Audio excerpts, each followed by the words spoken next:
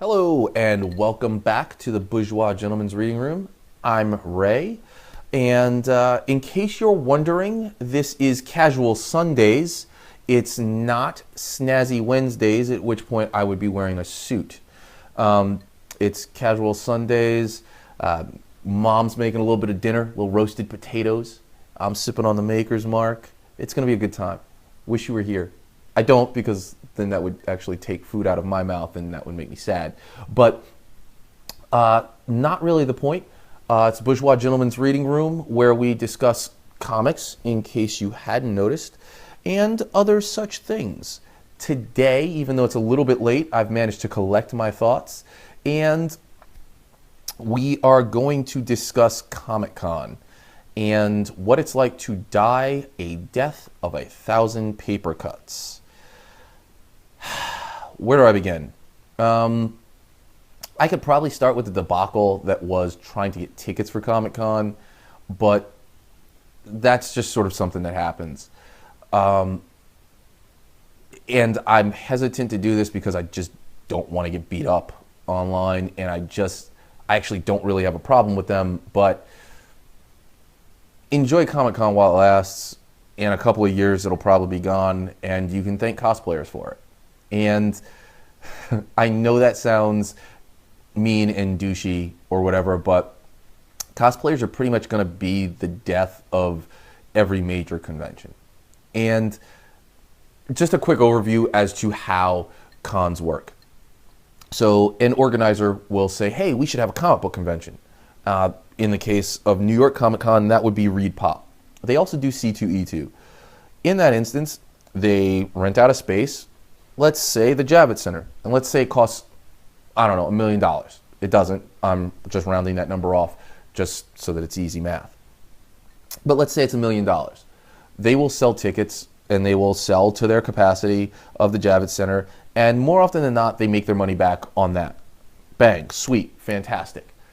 They make their money on that because then they can go to vendors and say, look, we've got 2 million people coming or 100,000 people coming. We've got that. Wow, that was a big discrepancy. But we've got 150,000 people coming over the course of 3 days. We've got 200,000 people coming over the course of 4 days. So vendors say, holy cow, that's a lot of people in a confined area. And Reed Pop can then say, all right, vendors, we're going to charge you X amount of money for these booths. And that's how they make their money. And the more vendors, or the more that they can charge these vendors for those booths, the more money they make and the more profitable this endeavor becomes. Vendors, in turn, have to make money off of this. The money that they spend on these booths, they need to recoup that money. And they need to recoup that money in more than just word of mouth spreading. They need to sell some stuff. Even if they don't break even if they don't make a profit, you do want to, get that word of mouth out there, but you do want to make some money off of this little endeavor.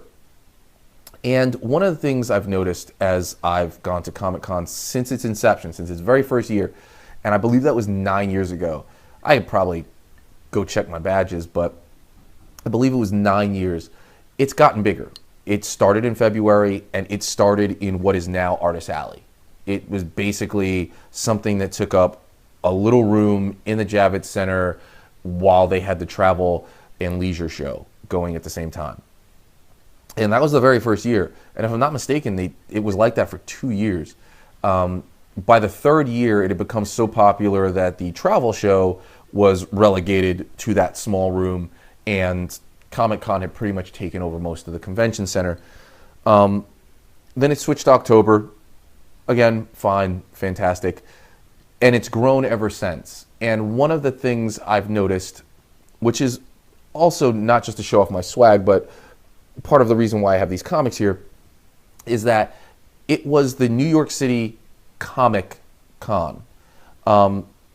As it grew, there were more and more vendors there. There were more and more guys with tables selling comics. You could find boxes and boxes and boxes of stuff. This year, I'm a big fan of Dazzler, and I've been trying to complete this 42-issue series for forever. Part of the reason I haven't been super eager about going online and getting stuff is because I always know that I can go to Comic-Con and find some of those issues somewhere in a $1 box or a 50-cent box or a 10 for 10 box. Yeah, I know that equals out to $1, but look, that's what the sign says, 10 for 10. But I always knew I could find it there. This year was the first year that, one, it was insanely difficult to get tickets, but it was insanely difficult to enjoy if you were a comic collector. And a large part of that was because of the cosplayers. There were cosplayers everywhere. And I love cosplayers. Honest to God, I really genuinely do. I think that they enhance the experience. They make everything just a lot more enjoyable, especially when you see great cosplayers. When you see someone, there's actually someone I follow on Instagram. Her name is You Can't Take a Tag, and she does wonderful stuff. Follow her if you get the opportunity to. If you're on Instagram, definitely do it. I highly recommend it. She has a wonderful Polaris outfit. It's Polaris's original costume, and it's for lack of a better word, it's fucking phenomenal. But we're not talking about people like that, and we're not talking about them in small doses. And there's so many of them now that one of the things I noticed this year was that there weren't nearly as many comic book vendors there. In fact, there really weren't that many great vendors there at all. Sure, the regular show floor with Marvel's booth and DC's booth, yeah, it was great, it was fantastic. But the truth of the matter is, those companies don't go there expecting to make money. They know they're not. They're there to announce stuff. They're there to tell you about secret wars. They're there to tell you that something big is about to happen, so keep reading comics. They wholeheartedly expect to lose money. This is a losing venture for them. But pretty much every other vendor is there to make money. They're there to hawk their wares. And the thing about cosplayers is most of them, or at least I'd be willing to bet, most of them aren't in the higher economic bracket of America. You spend most of your money on this costume, that means you don't have money to spend. And if you don't have money to spend, you're not spending money at these vendors. And if these vendors aren't making money, they stop showing up. And if they stop showing up, you don't actually have a comic con. It's great that you come, and it's great that you hold up lines so that people can take pictures of you. It's great that you have daddy issues and body issues, and you've figured out a way to cope and deal with those issues and found a way to, make friends by pretending to be somebody else. And that's fantastic, and I don't begrudge you that. I spent a long time sitting in my house by myself before I hung out at a cafe long enough for people to just be like, dude, you hang out here every day. Let's be friends. I'm just as big a loser as you are. But if you keep showing up and not spending money, well, vendors stop coming. And if vendors stop coming, well, Reed Pop starts to lose money. And if Reed Pop starts to lose money, they stop having a con. That basically equates to death by 1,000 paper cuts. It's slow, and you don't notice it at first, but, well, what ends up happening is in 4 or 5 years, you realize, I can't get any comics. You start to realize, I can't get any of the cool tchotchke that I usually get. I mean, I bought more random superhero junk from Comic-Con than I have anywhere else. Just because you're in the heat of the moment and you go, holy Jesus, who doesn't need a MODOK fucking mug?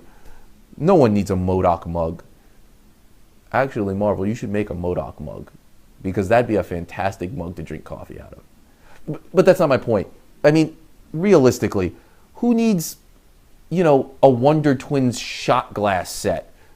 No one. But in the heat of the moment, you're thinking, I need to buy that. That's a great $15 blown down the drain. But with cosplayers there, you can't enjoy the booths. Half the time you're getting poked in the neck by some guy who's dressed like Cloud and has a an actual reenactment of Cloud's sword made out of styrofoam. It's not an exciting endeavor, and it's not fun. Look, cosplayers, I'm not saying don't show up in droves, or I'm not saying don't show up, just don't show up in droves. You're ruining it for everybody. And if you think that I'm not, or if you think that I'm being a douche, or you think that you're not ruining it for everybody, ask yourself one thing.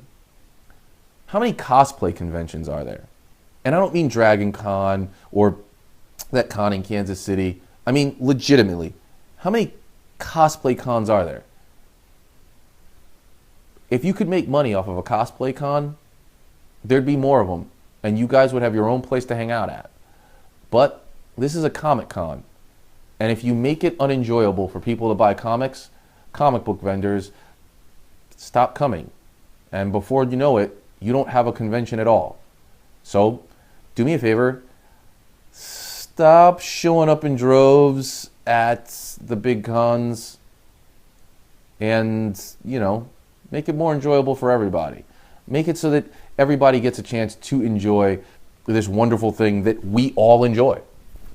That's all I've got. Again, sorry cosplayers, it's not meant to be a jab at you because I do truly enjoy you. I do truly enjoy seeing Jubilees and Venoms and Mr. T's and Captain Crunch, who last year, honest to God, if it wasn't for the little kids dressed as the new Avengers, you definitely would have won. I miss you, Captain Crunch. I miss you. But yeah, I do enjoy you, but seriously, stay home. I enjoy comics more. And I enjoy having a con more. So that's all I've got for this week. Next week, we're going to talk about Age of Ultron. We're also going to talk about S.H.I.E.L.D. because that show has gotten infinitely better and more people need to be watching it. And that's all I've got. Next time we show up, we will definitely have Becky Cloonan. I promise, or I don't. But enjoy. And remember, internet, don't be a douchebagapotamus. Nobody likes douchebagapotamuses. Good night.